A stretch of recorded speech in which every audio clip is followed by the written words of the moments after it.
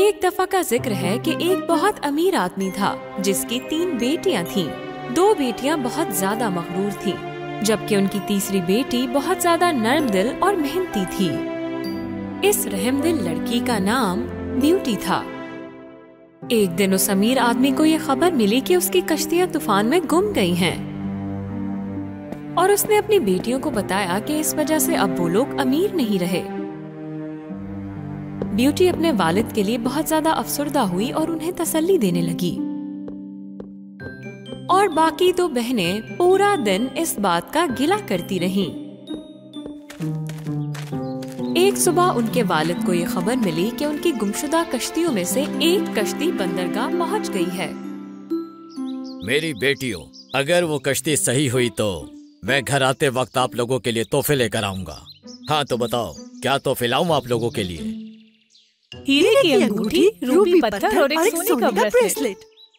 और तुम्हें क्या चाहिए ब्यूटी? मेरे लिए बस आप एक गुलाब ही ले आइएगा।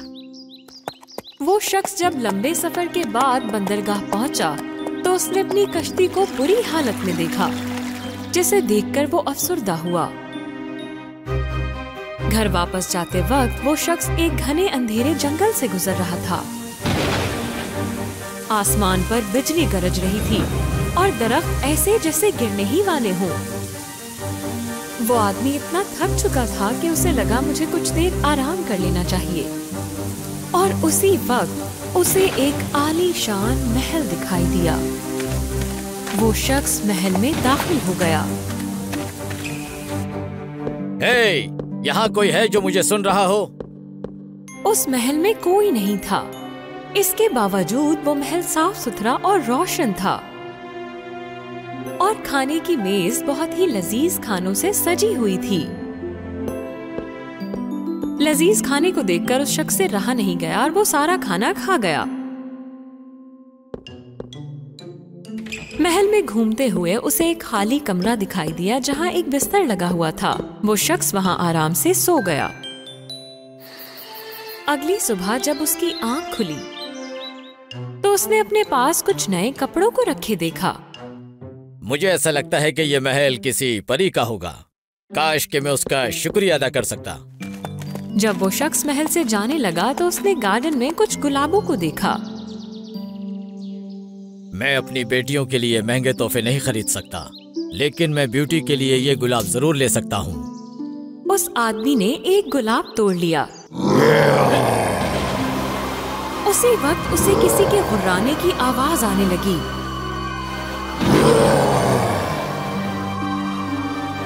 और एक खौफनाक हैवान दरख्त के पीछे से निकल कर आया।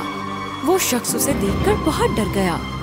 मैंने तुम्हें खाना खिलाया और आराम करने के लिए तुम्हें जगह भी दी, और तुम मेरे गुलाब तोड़ रहे हो। तुम इस तरह शुक्रिया अदा करते हो? माफ कर दे मुझे, मैं सिर्फ अपनी बेटी के लिए ये गुलाब चाहता था। जो तुमने किया है तुम्हें उसकी सजा मिलेगी। आज सबसे पहले तुम जिस शख्स से मिलोगे उसे मेरे पास लेकर आओगे। अगर तुमने ऐसा नहीं किया तो मैं तुम्हें हमेशा के लिए कैद कर लूंगा। वो शख्स अफसुर्दा होकर वहाँ से चला गया। घर वापस आते वक्त उसे कोई शख्स नहीं दिखा, पर जब वो घर पहुँचा तो उसकी नजर अपनी बेटी ब्यूटी पर पड़ी जो अपने वालिद का इंतजार कर रही थी। उस शख्स ने अफसुर्दगी के साथ सारा वाकया अपनी बेटियों को बताया, और उस हैवान की ख्वाहिश भी। ये सुनकर दोनों बहनों को ब्यूटी पर बहुत ज्यादा गुस्सा आया। अगर तुमने डैड से गुलाब ना मांगा होता तो ऐसा कभी नहीं होता जो उनके साथ हुआ। अगर अब्बू ने पहले मुझे देख लिया होता तो क्या होता? क्या मुझे भी उसके पास जाना पड़ता? ओह नहीं। मेरे प्यारे डैडी, मुझे माफ कर दें। मुझे अगर आपको बचाने के लिए कुछ भी करना पड़ा तो मैं लाज़मी करूंगी। उस शख्स ने अपनी बेटी को साथ लिया और उस खौफनाक हैवान के महल में चला गया। ब्यूटी और उसके वालिद डाइनिंग रूम में दाखिल हुए।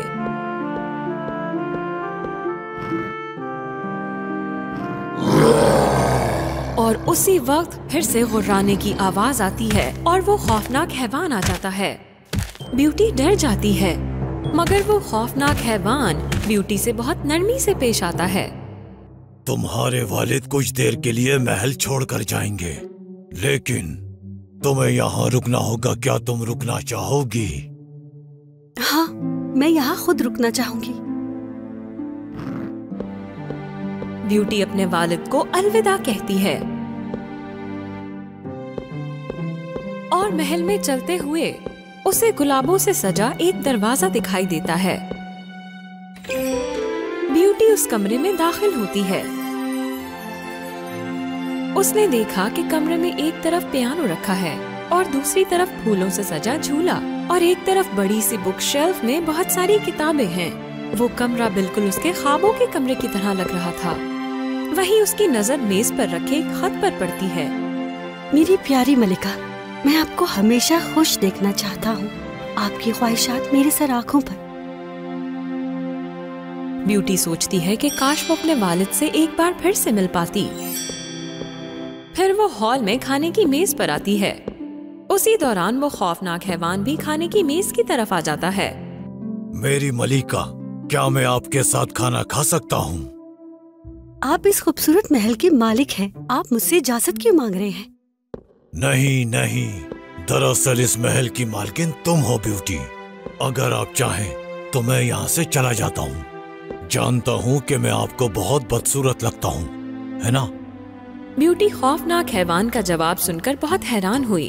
उसे समझ नहीं आया कि वो क्या कहे। मेरी ये ख्वाहिश है कि क्या आप मेरे साथ शादी करना चाहेंगी ब्यूटी? नहीं, मैं आपसे शादी नहीं करना चाहती।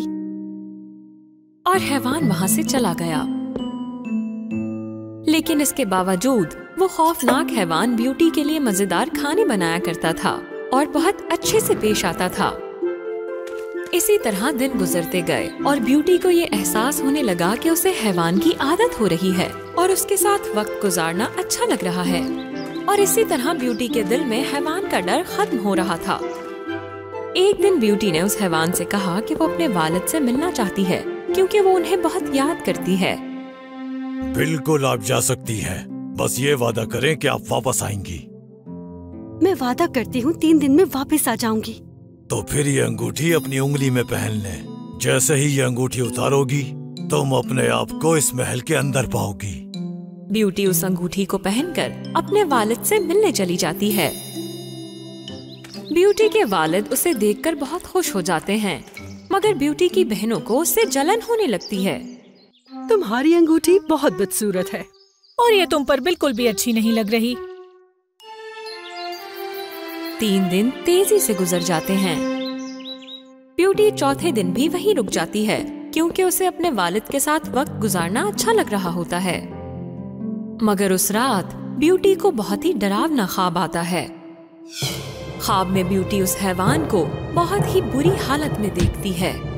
अचानक से ब्यूटी की आंख खुलती है और उसे ये एहसास होता है कि वो हैवान को मिस कर रही है।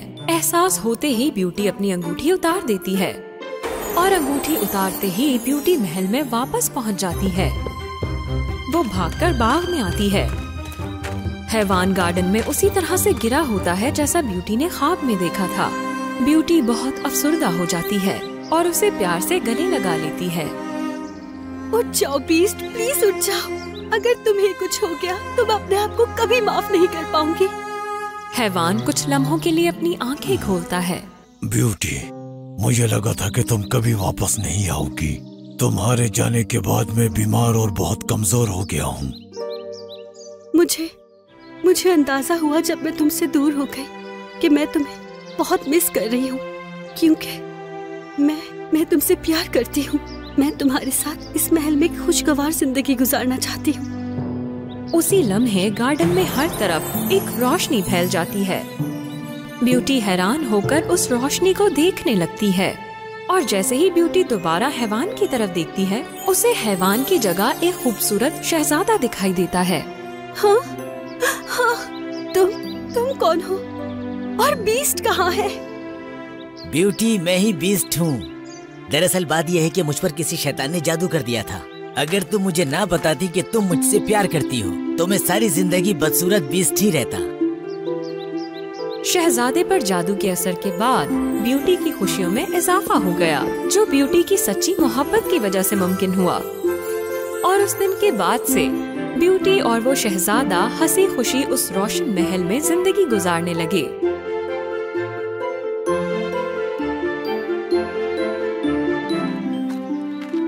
एक दिन सिंड्रेला ने जंगल के वीरान कोशे में एक बहुत ही अजीब सी चीज देखी। जब वो उसके करीब पहुंची तो उसने देखा कि वहाँ एक बहुत बड़ा सा अंडा था जो कि टूटने वाला था। अरे, मैंने अपनी जिंदगी में इतना बड़ा अंडा कभी नहीं देखा। सिंड्रेला ने अंडे के इर्द गिर्द घूम के देखा कि कोई इसका मालिक है या नहीं, लेकिन वहाँ पर कोई भी मौजूद नहीं था। ये मुर्गे का अंडा तो नहीं हो सकता और ना ही ये किसी परिंदे का है।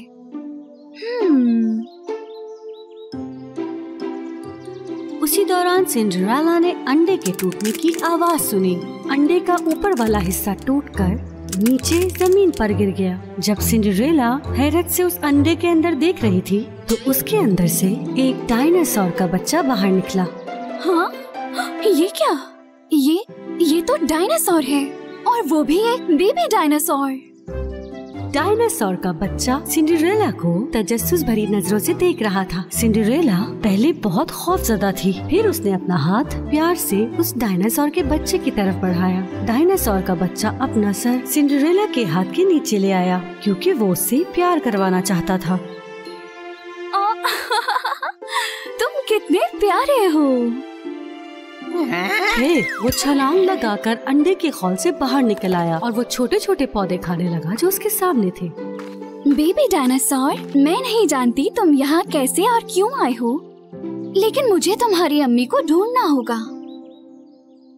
इसी दौरान जालिम चुड़ैल ज़ैना के मुख पर उल्लू ने ये सब देखा और फौरन वहाँ से उड़ के चला गया। वो गुस्से से ज़ैना के पास आया जो जादुई देगची में जादू का अमल कर रही थी। फिर उस उल्लू ने ज़ैना के कंधे पर बैठकर उसे वो हर चीज बताई जो उसने वहाँ पर देखी थी। क्या? मुझे अपने कानों पर यकीन नहीं आ रहा। एक डायनासोर, हाँ, वो भी उस सिंड्रेला के पास। मुझे उस डायनासोर का दांत चाहिए। तुम समझ रहे हो ना? मैं उस दांत से अपना लाफानी जादू कर सकती हूँ। जब ज़ैना डायनासोर को पकड़ने का मंसूबा बना रही थी उस वक्त सिंड्रेला और डायनासोर का बच्चा महल की तरफ जा रहे थे। मैं ये सोच रही थी अगर पहले मैं तुम्हें महल लेकर जाऊं तो कहीं वो तुम्हें देखकर डर ना जाएं। ये बात सच है कि डायनासोर का बच्चा बहुत ही प्यारा था, लेकिन वो हर वक्त भूखा ही रहता था। वो अपने रास्ते में नजर आने वाले हर एक पौधे को एक ही लुकमे में खा जाता था और खाते ही बड़ा हो जाता। अरे वाह, तुम तो कुछ ज्यादा ही जल्दी बड़े हो रहे हो। अगर इस तरह बढ़ते रहे तो जंगल के सारे दरख्त और फल खा जाओगे। डायनासोर के बच्चे ने सेब का दरख्त देखा और उसकी तरफ भागा और जैसे ही उसने दरख्त को पूरी ताकत के साथ हिलाया तो सारे सेब जमीन पे आ गिरे। जैसे जैसे डायनासोर वो सेब खाने लगा वो बड़े से और बड़ा होने लगा। वो सिंड्रेला से भी 2 गुना ज्यादा बड़ा हो गया। हाँ, मेरे ख्याल से मुझे लाया बेल से मदद मांगनी चाहिए। जब डायनासोर सेब खा रहा था तो सिंड्रेला अखरोट के दरख्त के पास चली गई जो वहाँ से थोड़े ही फासले पे था और दरख्त को हाथ लगाकर अच्छी परी को पुकारने लगी। लाया बेल, तुम जिधर भी हो सामने आ जाओ। और उसी वक्त उसके आसपास एक रोशनी चमकी और लाया बेल उसके सामने आ गई। लाया बेल, मुझे तुम्हारी जरूरत है। हाँ, क्यों नहीं सिंड्रेला, बताओ तुम्हें मेरी किस तरह की मदद चाहिए। सिंड्रेला ने पीछे उस डायनासोर की तरफ इशारा किया। लाया बेल को उसे देखकर बहुत हैरानगी हुई। ये नामुमकिन है, हमें इस डायनासोर को इसके वक्त में वापस भेजना होगा जहाँ इसकी अपनी दुनिया है। डायनासोर्स की अपनी दुनिया? सच में? हाँ, वरना ये बहुत ही तेजी से बढ़ता रहेगा और साथ ही साथ हमें उन लोगों से महफूज रखना होगा जो इसे नुकसान पहुँचाना चाहते हैं। लेकिन हम इसे वापसी इसके वक्त में कैसे भेजेंगे? अच्छी परी लाया बेल ने अपनी जादुई छड़ी को 3 दफा घुमाया और जंगल के बीचों बीच एक टाइम पोर्टल खोल दिया।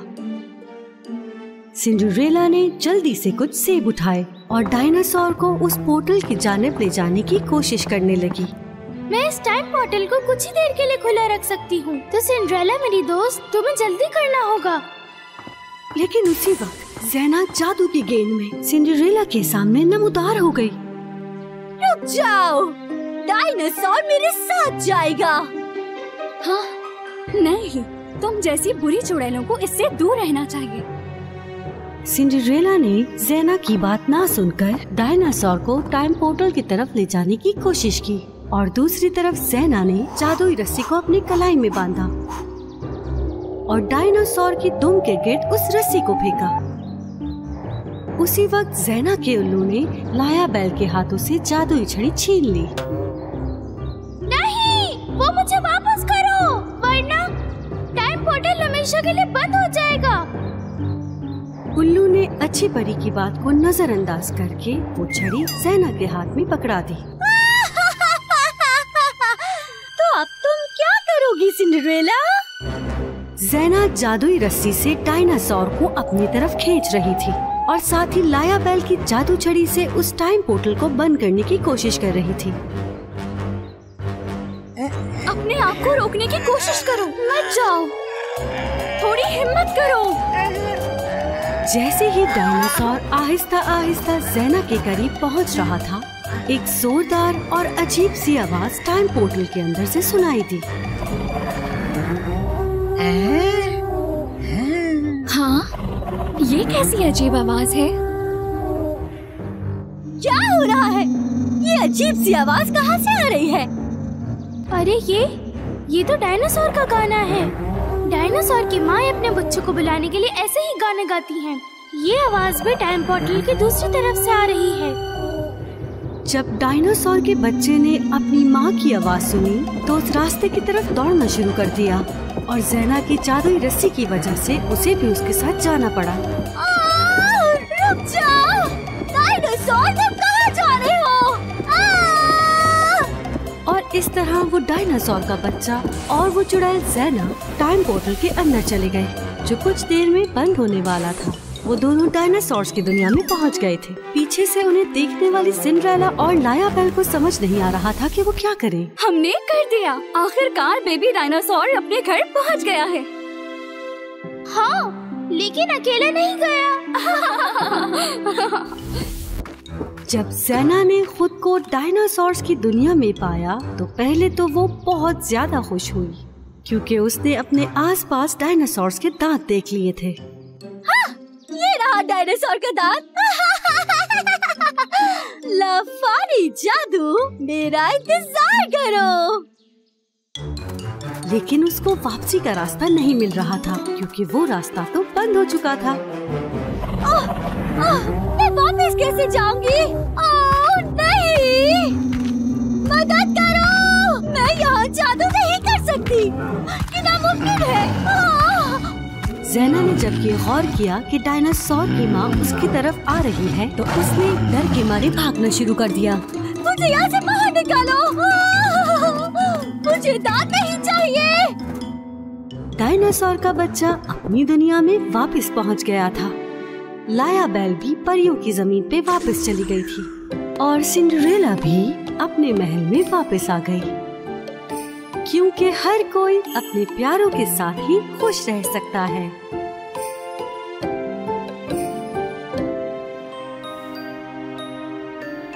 क्रिसमस के बर्फीले हफ्ते में बर्फ की मलिका अपने जादुई कमरे में अपनी खास ब्लैक बुक खोलने के लिए आई। हर नए साल के शुरू में मलिका अपने सारे बुरे मंसूबे लिखती थी और उन सारे पेजेस के टुकड़े टुकड़े करके वो एक जादुई कढ़ाई में डाला करती थी। क्लॉ, इधर आ जाओ, हम बुरे कामों की पर्चियां उठाते हैं। एक भेड़िया जिसका नाम क्लॉ था भागता हुआ आया। उसने अपनी नाक उस जादुई कढ़ाई में डाली, फिर उसने एक पर्ची निकाली और मलिका को दे दी। बहुत अच्छे क्लॉ, चलो इन लोगों की लकड़ियों को गीला कर देते हैं ताकि किसी को भी सर्दियों में गर्माइश न पहुंच सके। लेकिन उस मुल्क में खुशहाल लोग थे जो क्रिसमस के लिए जंगल का एक पेड़ सजा रहे थे और सब खुशी खुशी क्रिसमस की तैयारियों में मसरूफ थे। और इस साल पेड़ के सबसे ऊपर स्टार लगाने की जिम्मेदारी प्रिंस विलियम को दी गई थी। प्रिंस हाथों में वो स्टार लिए उस पेड़ पर चढ़ने लगे और वो चढ़ते ही जा रहे थे। वो इतना ऊपर चढ़ चुके थे कि अब लोग उन्हें छोटे नजर आ रहे थे।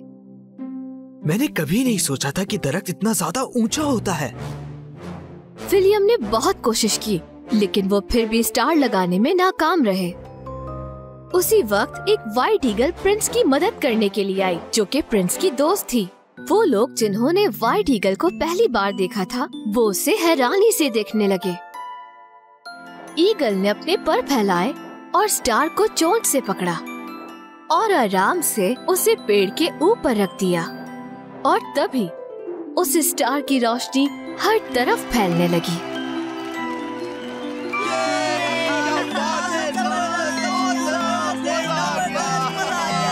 तुम्हारा शुक्रिया व्हाइट ईगल। उसी लम्हे स्नो क्वीन ने देखा कि एक तेज रोशनी उसके कैसल की खिड़की की तरफ पड़ रही है। हाँ, ये क्या? ये रोशनी किस तरह की है? जब उसने देखा कि ये रोशनी किस तरफ से आ रही है, तो क्वीन को ये देखकर बहुत गुस्सा आया कि लोग खुश हो रहे हैं, डांस कर रहे हैं, और वो सबकी खुशियों को खत्म करना चाहती थी।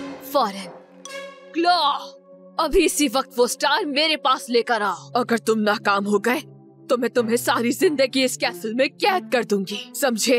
भेड़िया फौरन कैसल से बाहर जाने लगता है क्वीन के ऑर्डर को पूरा करने के लिए। जैसे जैसे वो स्टार के करीब पहुंचने लगता है, जंगल को उतना ही रोशन पाता है और भेड़िया हर तरफ खुशहाल लोगों को देखता है।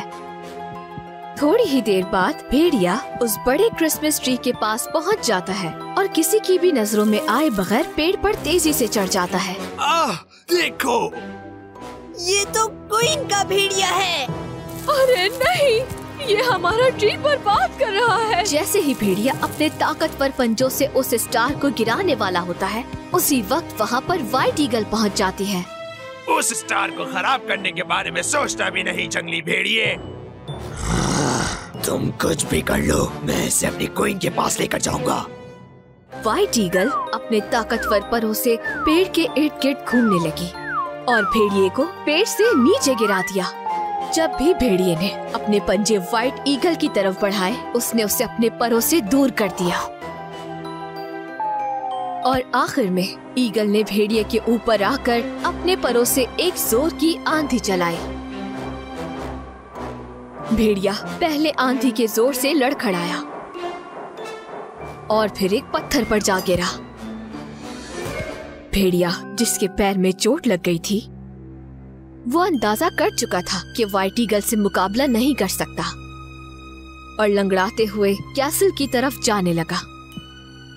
ईगल, क्या तुम ठीक हो? ओह, अरे नहीं, उसके पर वो जख्मी है। बताओ अब हम क्या करेंगे? मलिका, जो बेसब्री से भेड़िए का इंतजार कर रही थी, उसने देखा कि भेड़िया लंगड़ाते हुए आ रहा है। उसे ये देखकर बहुत दुख हुआ कि भेड़िया अपने जख्मी पैर के साथ खाली हाथ वापस आ गया है। क्लॉ, ये क्या हुआ है तुम्हारे साथ? मुझे माफ कर दीजिए क्वीन, मैंने अपनी पूरी कोशिश की लेकिन मैं नाकाम हो गया। मैं स्टार नहीं ला सका, सिर्फ उस व्हाइट ईगल की वजह से। मलिका को इस कदर गुस्सा आया कि उसने अपने हाथ उठाए और अपने गिर्द बर्फ की एक आंधी बना डाली। वो अपने कैसल से निकलकर जंगल की तरफ बढ़ने लगी। वो जिस भी पेड़ के पास से गुजरी, एक के बाद एक सबको गिराती गई। स्नो क्वीन क्रिसमस ट्री के पास पहुंच ही गई। जब बच्चों ने देखा कि मलिका उनकी तरफ आ रही है, वो डरकर वहाँ से भाग गए। भागो, यहाँ से क्वीन आ गई है। तुम सबको सजा मिलेगी मेरी नाफरमानी करने के लिए। प्रिंस विलियम उड़ती हुई बर्फ के पास से गुजरते हुए क्वीन के पास गए। वो आज भी उससे उतनी ही मोहब्बत करते थे जैसे उन्होंने उसे पहली बार देखकर की थी, लेकिन वो खूबसूरत क्वीन प्रिंस को गुस्से से देख रही थी। ये क्रिसमस ट्री हमारे लिए खुशियों की अलामत है, प्लीज इसे नुकसान मत पहुंचाइए। प्रिंस ने लोगों की तरफ इशारा करते हुए कहा, क्या आपको अंदाजा नहीं है कि आप सबको कितना अपसेट कर रही हैं? जब तक मैं इस मुल्क में हूँ, यहाँ पर सबको खुश रहना मना है। मलिका ने अपने हाथ बुलंद करके आसमान पर बिजलियां भेजनी शुरू की और फिर बर्फ की बारिश होने लगी। सब लोग उस बर्फ की बारिश से बचने के लिए इधर उधर भाग रहे थे। उसी वक्त व्हाइट ईगल आई और लोगों को अपने परों के नीचे जमा करना शुरू किया। बर्फ का हर टुकड़ा ईगल के परों को जख्मी कर रहा था। फिर मलिका पेड़ के ऊपर की तरफ जाने लगी। जैसे ही उसने स्टार को टच किया, उसकी सारी रोशनी खत्म हो गई। जंगल में फिर से वही पुराना अंधेरा छा गया। मेरा बुरा साया तुम सब पर हमेशा छाया रहेगा। तुम में से कोई भी नहीं बच सकेगा मुझसे, और कोई भी मेरा सामना नहीं कर सकता। बुझा हुआ स्टार अचानक से बर्फ की आंधी के घेरे में आ गया। मलिका उस आंधी को इधर उधर घुमाती रही और फिर उसने स्टार को इधर उधर घुमाते हुए तेजी से नीचे गिरा दिया। दूसरी तरफ मलिका ये देखे बगैर वहाँ से चली गई कि स्टार गिर चुका है, और दूसरी तरफ बच्चे ईगल के गिर्द जमा होकर उसके जख्मों को ठीक करने की कोशिश करने लगे, क्योंकि उसने इन सब को बचाया और अब से उसका नाम है व्हाइट ईगल हीरो। और उसी लम्हे दो आंखें अंधेरे से जाहिर होती है। चुड़ैल कैरा, जिसने बचपन में मलिका का दिल सख्त कर दिया था, वो सब कुछ अकेले बैठकर देख रही थी। स्नो क्वीन को लगा कि वो जीत गई है,